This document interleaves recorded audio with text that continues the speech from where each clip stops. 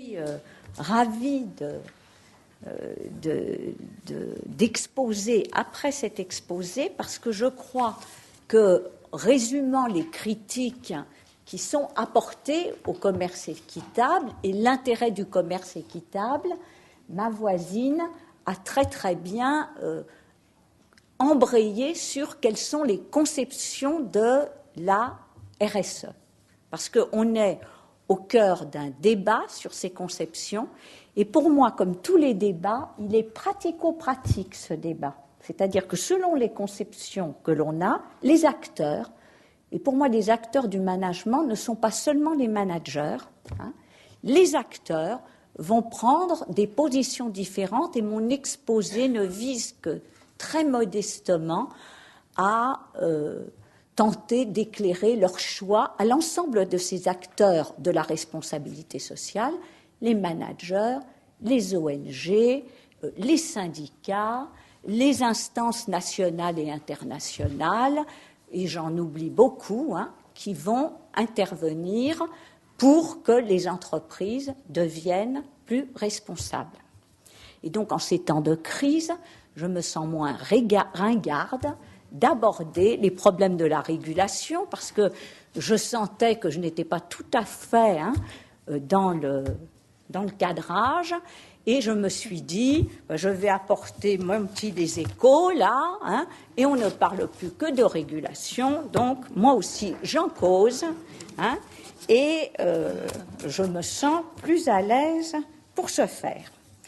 Alors, je vais aller vite à un moment où on ne sait plus très bien ce que sont les entreprises. Je vois mes amis juristes s'arracher les cheveux, parce que les entités entreprises ont d'une certaine manière implosé avec les processus d'externalisation d'entreprises, réseaux, etc. Donc, on en appelle à la responsabilité de ces entités qui sont devenues plus floues et plus changeantes. Je suis sûre que s'il y a des collègues parmi vous, vous savez à quel point il est difficile maintenant d'avoir des contacts dans les entreprises, parce que votre contact dans cette entreprise, il a été cédé, ou il a été doublon, donc il n'existe plus. Donc nous sommes face à des structures aujourd'hui extrêmement flexibles et qui fonctionnent en réseau.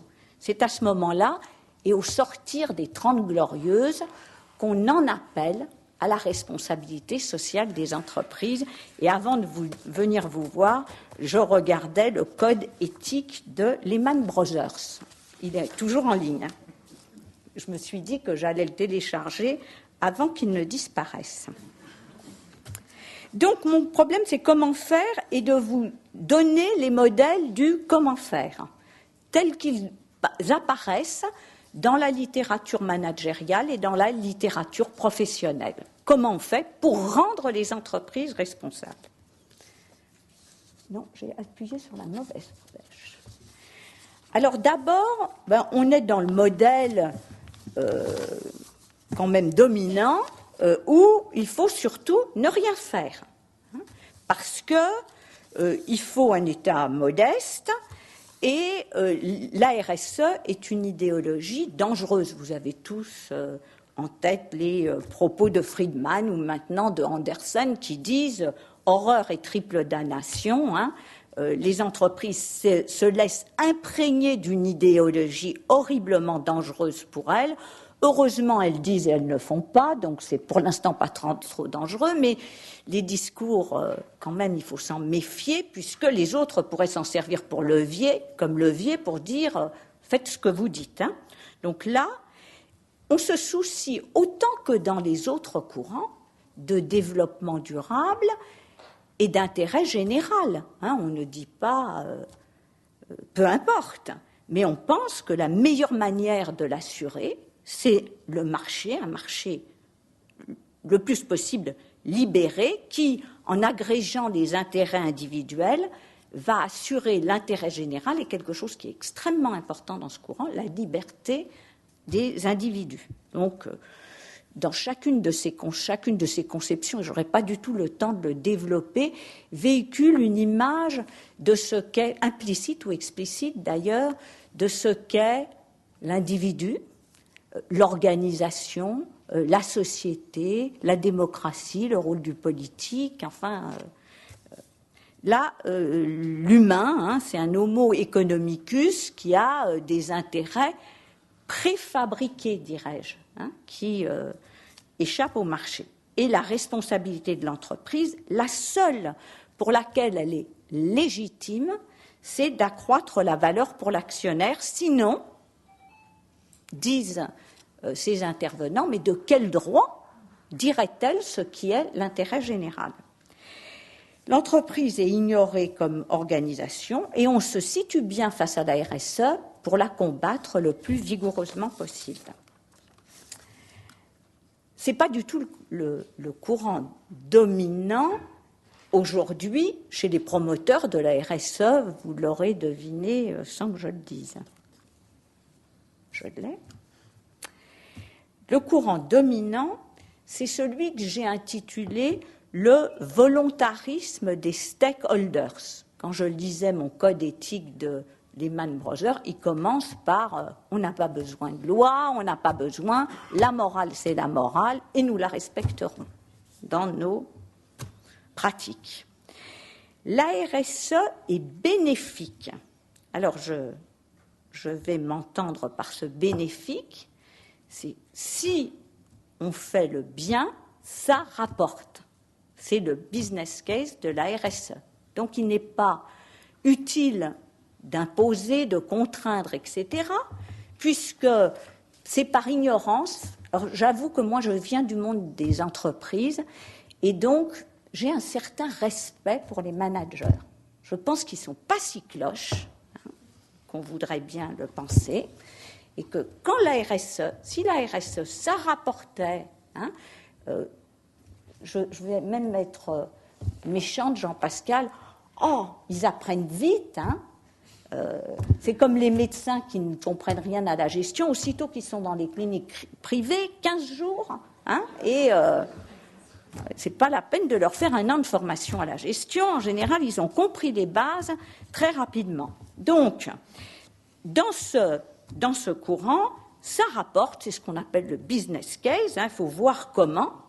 Donc, il faut apprendre à s'adapter, à innover, hein, en matière de produits, de services et puis de process, à rationaliser, à communiquer avec ses parties prenantes pour voir ce qu'elles veulent. Comme ça, on satisfait les parties prenantes et on a une harmonie à la fois des personnes, mais je n'ai pas le temps de... Nous sommes en harmonie tous avec nous-mêmes, et des intérêts interindividuels sous réserve de bon management, et il faudra apprendre à bien manager ça. Et Michael Porter, avec qui j'avais travaillé en 2000, qui me disait c'est quelque chose d'un peu bizarre cette histoire de RSE, ben voilà, il était en plein là-dedans aujourd'hui. Donc, qu'est-ce qui va assurer la RSE ? Ben, le marché, d'une part, et l'autorégulation que s'imposeront les entreprises. Il s'agira d'apprendre et puis de diffuser les bonnes pratiques, les best practices aux autres. Ça passe avant tout par des chartes et des codes éthiques dans sa mise en œuvre et par ces chartes étant le produit souvent du mimétisme et parfois d'une réflexion stratégique sur le core business et sur ce qu'on pourrait faire de mieux. Je réappuie.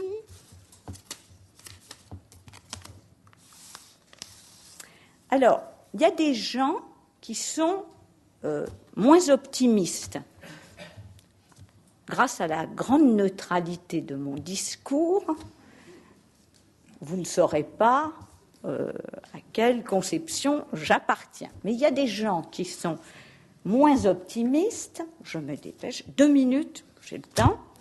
Donc, ils développent une vision moins optimiste et plus conflictuelle du social et des humains. Et ceux-là, ils disent, la RSE, ça peut être très bon, mais sous conditions. C'est-à-dire qu'il y a, pour eux, un scénario noir et puis des perspectives plus roses. Le scénario noir, c'est le greenwashing, qui, quand même, va avoir son utilité pour empêcher d'autres régulations, qui va servir à quelque chose. Et puis, le scénario rose, c'est celui de la co-régulation, qu'on appelle la régulation articulée, etc., qui fait qu'avec des mécanismes, je vais vite, plus bottom-up et top-down que seulement top-down, comme on était habitué à les penser, on va réussir à trouver des normes communes et à construire des régulations à la fois incitatives et coercitives, mais qui sont plus des droits buts, des grandes orientations. Par exemple, si on se situe au niveau international, une de mes dernières trouvailles, mais probablement je me trompe, c'est que pour eux, le schéma idéal, c'est un peu la convention collective telle que nous la connaissions en France, vous voyez, où ça vient du terrain et ça vient d'en haut et ça se rencontre. Là-dedans, il faut définir des priorités et des leviers parce que la tâche est un peu rude.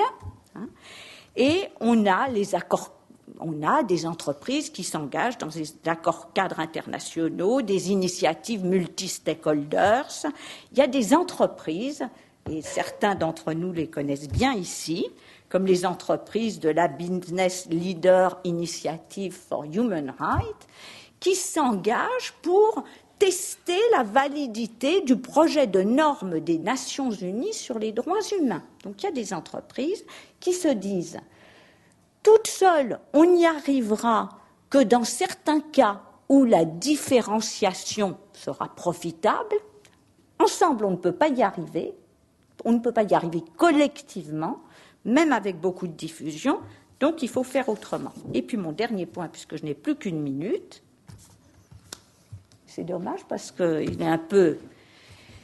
La RSE est insuffisante parce qu'elle peut être une illusion dangereuse. C'est-à-dire qu'elle peut amener à penser que tout peut passer par la marchandisation bien régulée. Dans cette orientation-là, certains biens publics doivent échapper au marché, à la fois dans leur définition, ce n'est pas l'acheteur individuel qui définit ce qui est bon, et dans leur financement. Ce n'est pas l'acheteur qui paye. Ça pose des problèmes majeurs. Alors, je n'ai pas le temps de m'étendre sur ce modèle sur lequel je travaille beaucoup en ce moment. J'essaye, je me fais beaucoup disputer par mes amis politologues et économistes.